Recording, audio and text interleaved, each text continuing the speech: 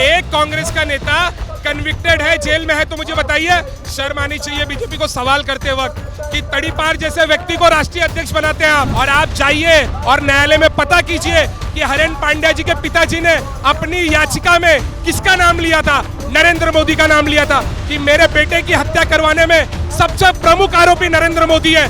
आज तक बड़ा आरोप लगा रहे हैं, आज तक नरेंद्र मोदी के खिलाफ में जांच हुई, मिली सजा उनको, हुए डिस्क्वालीफाई। जिसके ललाट पे शहीद परिवार का दर्जा हो उसको तो सूर्य चमकाते हैं भैया। उनकी दादी को इस देश की अखंडता के लिए, अस्मिता बचाने के लिए गोलियों से भून दिया गया, उनके पिताजी को बम से उड़ा दिया गया। एक संगी का नाम बता दीजिए जिनके पूर्वज लाठी खाए हो, गोली खाए हो, बम से उड़ा दिए गए हो, या सजा पाए हो या फांसी की सजा पाए हो।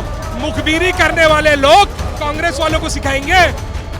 राहुल जी को अधिकार है देश की जनता के मुद्दों को उठाने का, और उनकी आवाज को दबाने का, कुचलने का काम ये देश की लोकतंत्र में कोर्ट के द्वारा, भाजपा और आरएसएस के द्वारा करवाया जा रहा है। उसी का विरोध करने के लिए तमाम देश से आए हुए कांग्रेस के कार्यकर्ता जनता के रूप में आज संसद भवन का घेराव करने के लिए यहाँ पर उपस्थित है। कह रहे हैं कि देश में राहुल गांधी जब आवाज उठा रहे हैं तो दबाना जाया जा रहा है। बीजेपी ये आरोप लगा रही है कि राहुल गांधी का अहंकार उनको ले डूबा। भैया सुनिए ना, जो खुद घमंडी होता है ना, जो खुद अहंकार से चूर होता है, उसको सामने वाला वैसे ही नजर आएगा। जैसी सोच, जैसी नियत, वैसी बरकत। मोदी जी अहंकारी है क्या? भैया है, इसमें कोई शक है? आप मुझे बताइए, वो व्यक्ति ने आज तक लाइव प्रेस कॉन्फ्रेंस कभी नहीं की, ये किसी अहंकार से कम है? वो व्यक्ति ने आज तक कभी भी, आप मुझे बताइए, किस निर्णय में उन्होंने जनता का साथ लिया हो? किसी एक निर्णय में मन की बात बोली नहीं जाती है, सुनी जाती है जनता की बात। आपने कभी देखा कोई भी मुद्दा, कोई भी विकास और निर्माण का कार्य वो उन्होंने किया है या लाया है तो उसमें जनता का उन्होंने पहले उनसे पूछा हो कि ये लाना है और ये करना है? ये तो डिक्टेटरशिप है भैया कि आप जो योजना लाते हैं अपने कुछ चुनिंदा जो उद्योगपति उनके हितों के लिए लाते हैं। आप देखिए नोटबंदी हुई, नोटबंदी में किसी जनता को विश्वास में लिया गया? नोटबंदी लाने का इनका मकसद क्या था कि काला धन बंद हो जाएगा, आतंकवाद रुक जाएगा। भैया कहाँ आतंकवाद रुका, मुझे बताइए? कहाँ काला धन नहीं है? नकली नोट 2016 8 नवंबर को इन्होंने नोटबंदी की, उसके कुछ ही महीनों बाद नई नोट आई, और नई नोट आने के बाद किसके पास से कई नोटें बरामद हुई? नकली नोटों का सबसे बड़ा राज्य कौन सा है? गुजरात। गुजरात से नकली नोट बनाने वाले लोग पकड़े गए, आज तक कोई जांच हुई? आप लोग बार बार गुजरात को टारगेट कर रहे हैं। गुजरात का उद्योगपति दुनिया में नाम कर रहा है। हाँ नाम कर रहा है ना। मुंद्रा पोर्ट कई हजार करोड़ रुपए के ड्रग्स पकड़े जा रहे हैं। नाम कर रहा है कि सबसे कुपोषित जनता वहां की है, बच्चे वहां के हैं। नाम कर रहा है भैया सबसे ज्यादा बेरोजगार, आज 40 लाख से अधिक अधिकृत बेरोजगार वहां से, तो नाम कर रहा है भैया गुजरात मॉडल। क्योंकि टीवी पे ब्रांडिंग, मार्केटिंग ये तो मोदी और शाह जी कर रहे हैं ना भैया। क्या मोदी जी राहुल गांधी के सवालों से? कौन डर रहा है? मोदी जी। हाँ 100% भैया, 100%। अगर सवालों से नहीं डरते तो ज्वाइंट पार्लियामेंट्री कमेटी बना देते। ज्वाइंट पार्लियामेंट्री कमेटी उन्होंने डिमोनेटाइजेशन के बाद बनाई, नहीं बनाई। ज्वाइंट देश का सबसे बड़ा घोटाला राहुल जी ने बोला था नोटबंदी को, आपने देखा जेपीसी हुई, नहीं हुई। राफेल, कभी अंबानी ने इसके पहले रक्षा क्षेत्र में एक भी कल पुर्जे बनाए थे भैया? नहीं बनाए थे। HAL को हटाकर वो पूरा राफेल का सौदा किसको दे दिया गया? अंबानी की कंपनी को।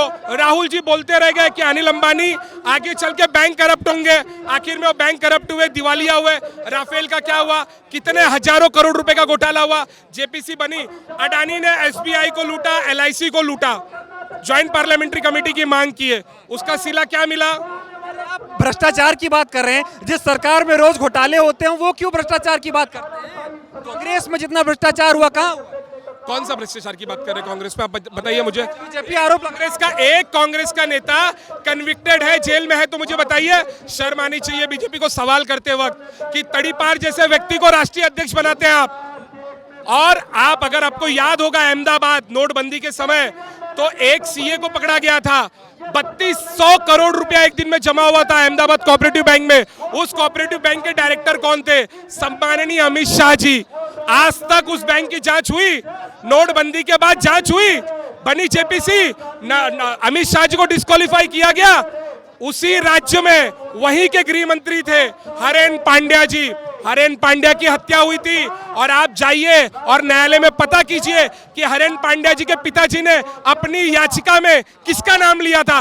नरेंद्र मोदी का नाम लिया था कि मेरे बेटे की हत्या करवाने में सबसे प्रमुख आरोपी नरेंद्र मोदी है। आज तक बड़ा आरोप लगा रहे हैं।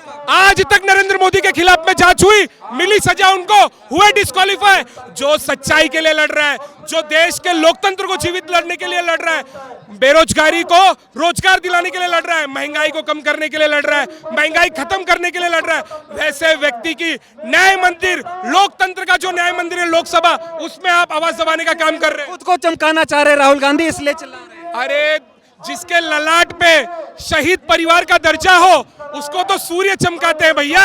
जैसे आप और हम चमक रहे हैं, वो किसी के बोलने से चमकेगा और किसी के मुद्दों को, झूठे मुद्दों को उठाने से चमकेगा। वो सच्चाई का मुद्दा लेके लड़ रहे हैं। उनकी दादी को इस देश की अखंडता के लिए, अस्मिता बचाने के लिए गोलियों से भून दिया गया। उनके पिताजी को बम से उड़ा दिया गया। एक संगी का नाम बता दीजिए जिनके पूर्वज लाठी खाए हो, गोली खाए हो, बम से उड़ा दिए गए हो, या सजा पाए हो या फांसी की सजा पाए हो।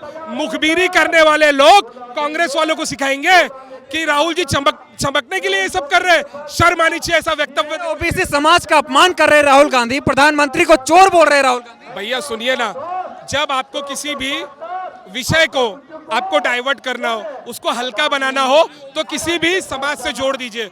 आप मुझे बताइए, नीरव मोदी, ललित मोदी, वो किस राज्य से थे? उनका किससे लगाव था? राहुल जी ने अपने वक्तव्य में क्या बोला कि ये जितने भी भगोड़े हैं देश के, वो मोदी ही क्यों हैं और मोदी से उनका रिश्ता क्या है? ये रिश्ता क्या कहलाता है? ये सवाल पूछना गुनाह है भैया।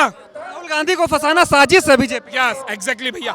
ये देखिए, ये आपने लोकतंत्र के चौथे स्तंभ का सबसे अच्छा प्रश्न अब किया है। राहुल जी को फंसाने का काम लगातार 2014 से नरेंद्र मोदी की सरकार कर रही है। अमित शाह उसमें सबसे बड़ा रोल निभा रहे हैं। आरोप लगा रहे जानबूझ के राहुल गांधी को हाईलाइट किया जा रहा है, इससे बीजेपी को ही फायदा हो जाएगा। नहीं नहीं भैया, नहीं। देखिए जब नरेंद्र मोदी डरते हैं, पुलिस को आगे करते हैं। भैया आपने ईडी का जो आप परसेंटेज देखेंगे ना, 90% से भी अधिक 2014 के बाद जो जांच हुई है ईडी की तरफ से, वो सिर्फ कांग्रेस के नेता और जो विरोध में बैठे हुए हैं, विपक्ष में बैठे हुए नेता है, सिर्फ उनके परिवार और उनके परिवार के सदस्यों के खिलाफ में हो रही है। इतना डर जाते हैं मोदी जी, जो सवाल उठाएगा उस पर ईडी लगा देंगे। यस यस भैया, यस। अच्छा मैं आपको बताऊं, भाजपा महाराष्ट्र के अंदर एकनाथ शिंदे जी के साथ में सत्ता का सुख भोग रही है। एकनाथ शिंदे, तमाम जितने वहां पे मंत्री बने हुए लोग हैं, आप देखिए, उनके एक पूर्व सांसद थे किरीट सोमैया, लगातार उनके बारे में ईडी की जांच की मांग कर रहे थे। आज उनकी ईडी की जांच का है। इनका एक कैबिनेट मंत्री है भैया, नारायण राणे, नीलम ग्रुप ऑफ कंपनीज की जांच की मांग किरीट सोमैया ने की थी 2016 में। क्या हुआ उस जांच का? ईडी की जांच का क्या हुआ भैया? हिसाब से तो क्या तानाशाही चल रही है क्या? हाँ, तानाशाही चल रही है क्या? एग्जैक्टली भैया, तानाशाही इस देश में 2014 से लगातार चल रही है। और ये जो है ना, ये योद्धा, ये तानाशाही के विरोध में लोकतंत्र को जीवित रखने के लिए ये अपने उपस्थिति दर्ज करा रहे हैं।